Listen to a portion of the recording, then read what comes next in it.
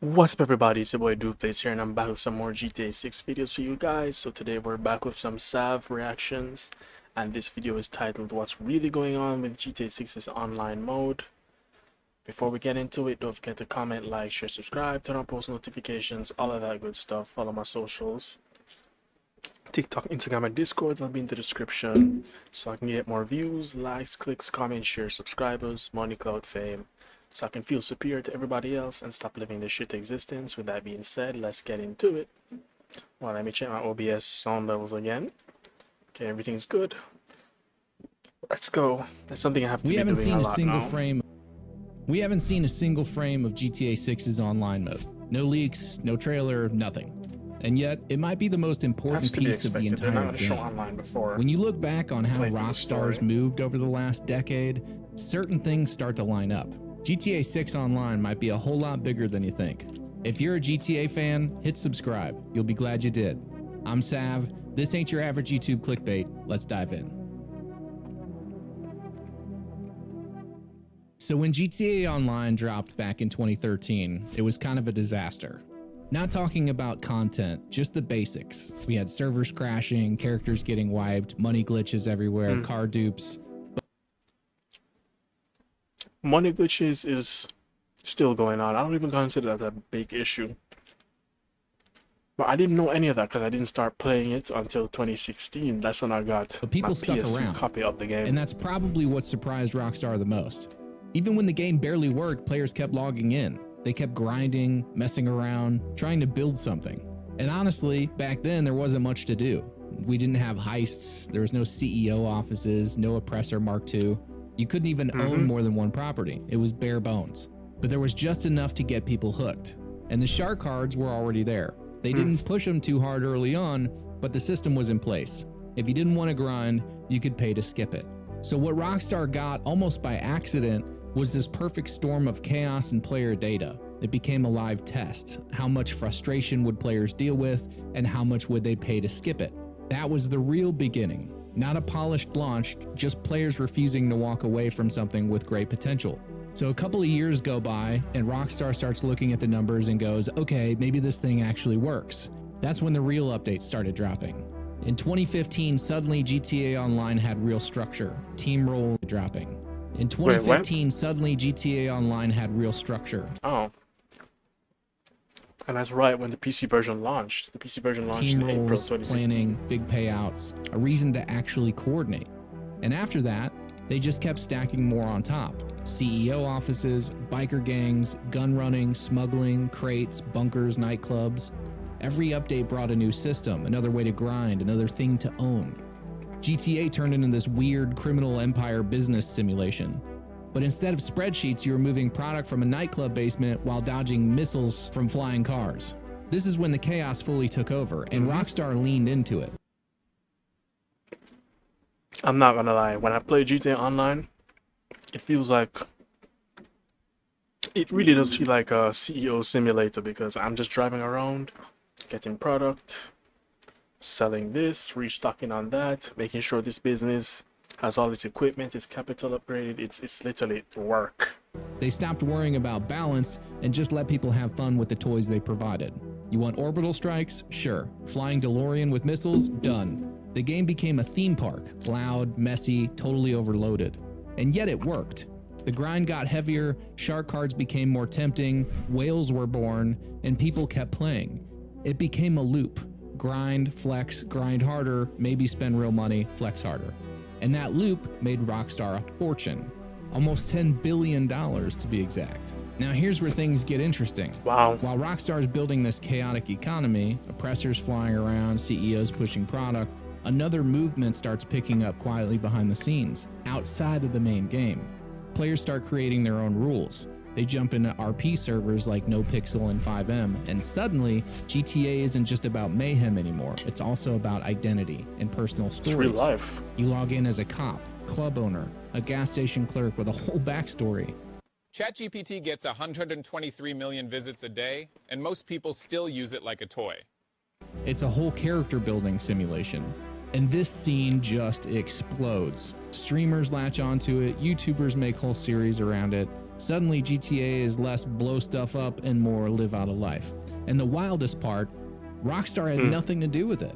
They didn't build the systems, they didn't write the tools, and in 2015 they even tried to shut it down. But not only did Fivem survive, it thrived. And while GTA Online was doing laps around the shark card grind, these RP servers were showing something Rockstar couldn't ignore.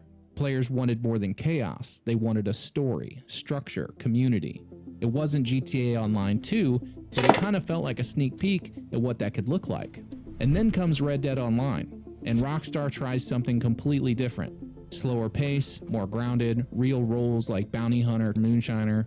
Instead of buying tanks, you're hauling goods across the map, tracking animals, running liquor, building something slowly. And for a while, it worked. For the players who got into it, it scratched a very different itch.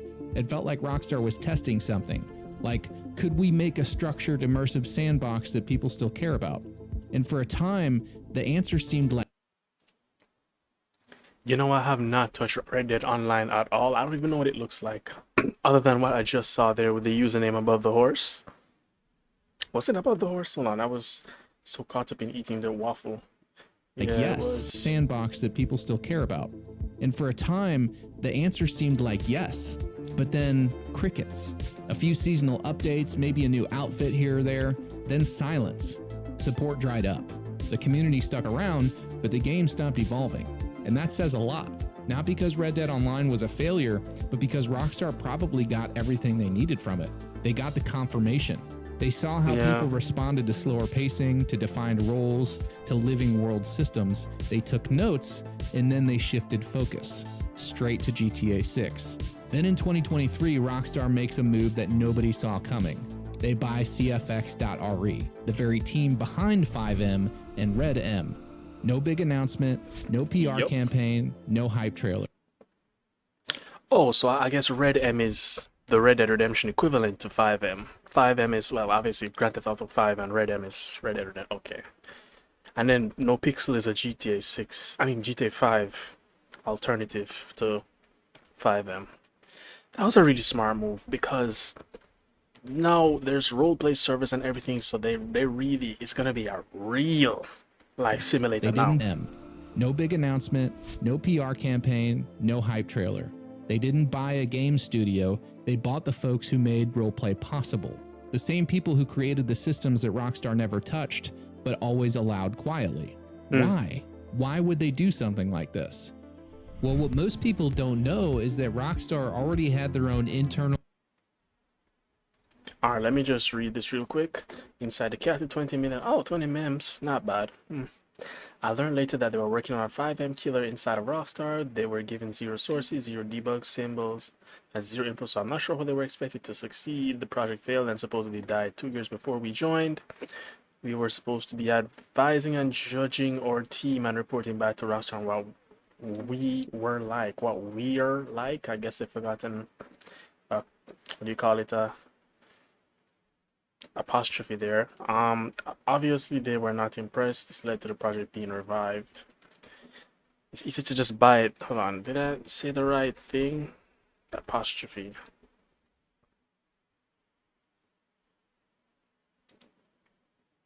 Yeah, it was an apostrophe. Yeah, that's how OCD I am. I have to make sure I say things right. So yeah, it was smarter to just buy it rather than having to build all of that from scratch. What most people don't know is that Rockstar already had their own internal RP platform in development, a 5M killer, as it was called. But instead of launching it, they shelved the project and bought the competition outright. According to former CFX.RE employees, the acquisition wasn't as clean as it looked. The entire Their project is a part of Rockstar's broader vision for the future of GTA Online, which significantly involves user-generated content through new Rockstar's online proprietary modding tools. Team and acquisition, the founder was eventually let go. But they didn't walk away empty-handed. That acquisition came with a big payout. And for Rockstar, it came with something arguably more valuable. A behind-the-scenes look at how RP really works, what keeps it alive, and what makes it scalable. Now that old internal platform, it's reportedly back in... Well, I have to pause to read these. This is highly likely connected to the new Rockstar project, which, according to sources who like to remain anonymous, is expected to be integrated into GTA Online later this year in early fall, with the next-gen consoles following shortly. Although our own sources heard about it, we were unable to verify this. I'm guessing this is from 2019, early 2020, because when they said next gen, I think they're talking about PS5 and Xbox Series X. They probably weren't released at the time. Yeah, they're talking about 5 online.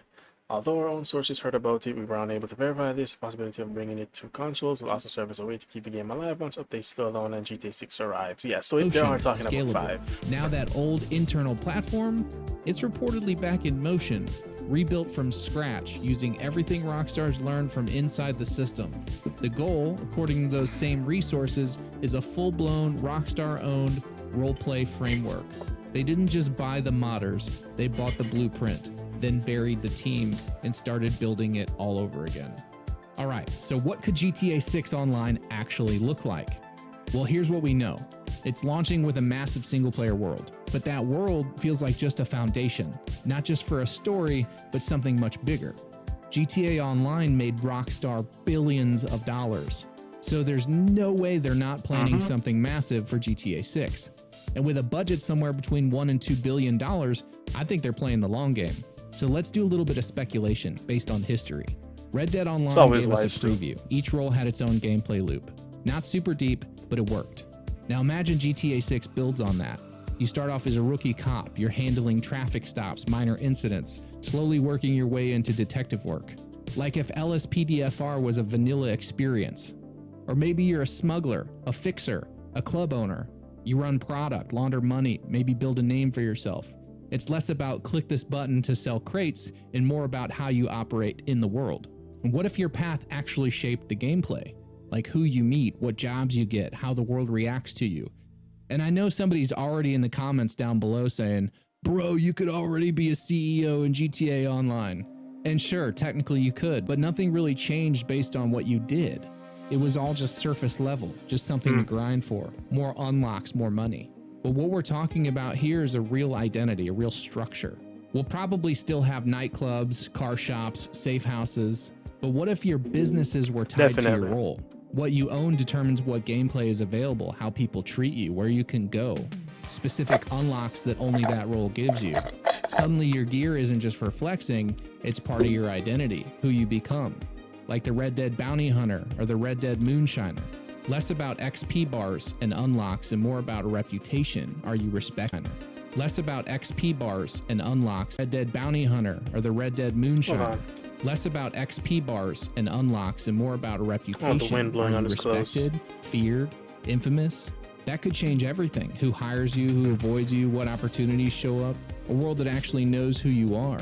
And the groundwork is being laid. We already know that they're working on a massive social media system, and Rockstar is looking for people to develop apps. And this could tie directly into the GTA Online experience. What if the map expands over time? New cities, new roles, new missions, new stories. We already know that the original plan for GTA...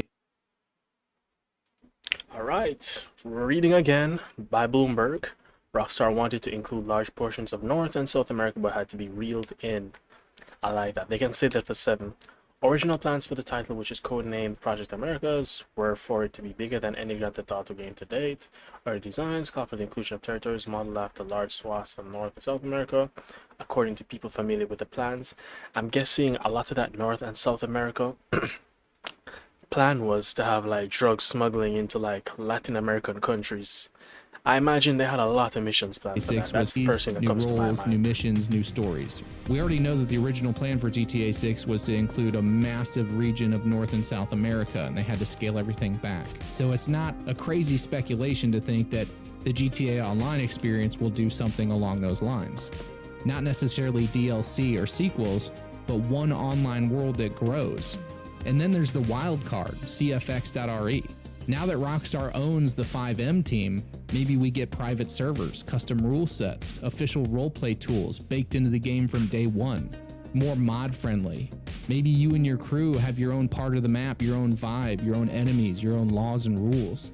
Not just chaos versus cops, but structure and freedom under one roof. It's impossible to say exactly what Rockstar is building, but if you zoom out and look at the last 10 years, this feels like the direction that they're headed. Not just a sequel to GTA Online, but a reset, a rebuild, a brand new kind of sandbox. One built on everything they've tested and everything they've learned. And if even half of this ends up being true, you're going to want to be here when the curtain finally lifts. So hit subscribe if you haven't already, and let me know in the comments what you think. So that's it, guys. That's what's really going on with GTA 6's online mode. I like this video in particular. I really like this one because it goes in depth, especially where it regards to the Fivem, because I've seen those roleplay servers. There's so much data on screen, so many things to do. It's literally like you're living your real life but in the game. So that's gonna add literally endless content. So, and they bought it, so we're in for a very wild ride. I could see GTA 6 Online lasting for 2 decades. I could see that. It's gonna do at least 15. I could see it stretching to 20. And as the games get more and more advanced, you're gonna need more and more time to develop them. So that means more time that the currently released game has to keep people occupied. And more updates too, so they can continue making that money and keep the interest. So guys, I hope y'all enjoyed that video, and I will see y'all in the next one, probably GTA 6 related. I'm also going to look for some more trailers to react to. So goodbye.